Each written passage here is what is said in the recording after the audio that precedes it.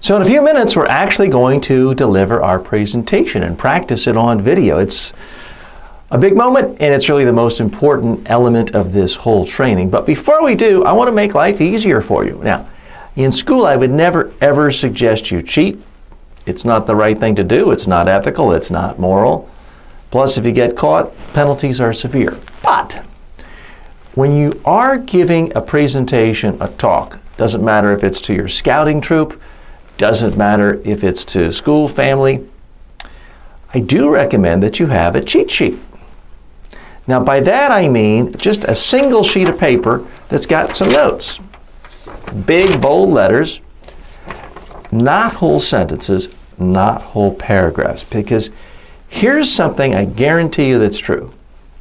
It's true of students in every first grade class. It's true of students in college.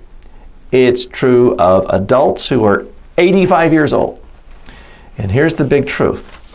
Human beings can't stand it when someone reads to them, because when you read to them, your voice goes flat, monotone, there's no eye contact, the facial expressions are flat, and you're sort of ignoring the audience. And audiences just don't like that. So I recommend do not ever read when you're giving a presentation. Now, of course, there are exceptions.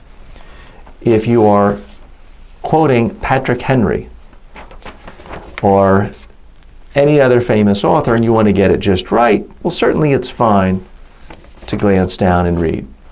If your teacher requires you to read, then by all means, do what the teacher asks. But when it's up to you, I want you to do what's easier for the audience, not what's easier for you. Because here's the thing all great public speakers know, of any age.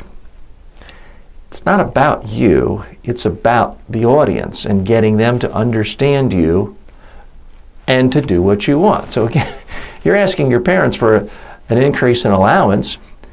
It doesn't really matter what's easy for you to read. What matters to you is, are your parents hearing this, understanding it? Are they persuaded? And are they then going to do what you want? So it's never just about the words. If it were just about the words, you could send an email or just type or handwrite a note and hand it to someone. There may be times when that's enough. But the beauty of talking to people, public speaking, if there's more than one person in the room, is it puts a spotlight on an idea and it shows people you think this is important. And that's why it's really critical to focus on your audience and to get them to understand. You care about them understanding your ideas. And that's why reading is just never a good idea. Now, some of you may say, hey, TJ, I'm just a kid. I'm nervous. I'm scared. I might leave something out. I want to get it just right, so I'm going to read it. You know, I hear those very same excuses from 50-year-old business executives. Men, women, you name it. And the result is always the same. When they read, they put the audience to sleep. Nobody has a good impression of them. And it just didn't work. So my recommendation to you is, unless your teacher requires you to read something word for word, anytime you're speaking, anytime you're presenting, don't read.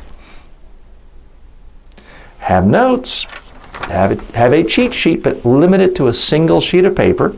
Write down any important number, any fact, any date that's really important that you're afraid you might forget. But beyond that, you need to be looking at students, looking at your teacher, looking at your parents, looking at people in your scouting troop or in your civic organization when you're speaking. If you do that, you'll come across as much more comfortable, more believable, and they're much more likely to do whatever it is you want them to do, or at least understand the ideas you're talking about. So that's your homework now. Come up with a one-page cheat sheet for your presentation that we're going to practice soon.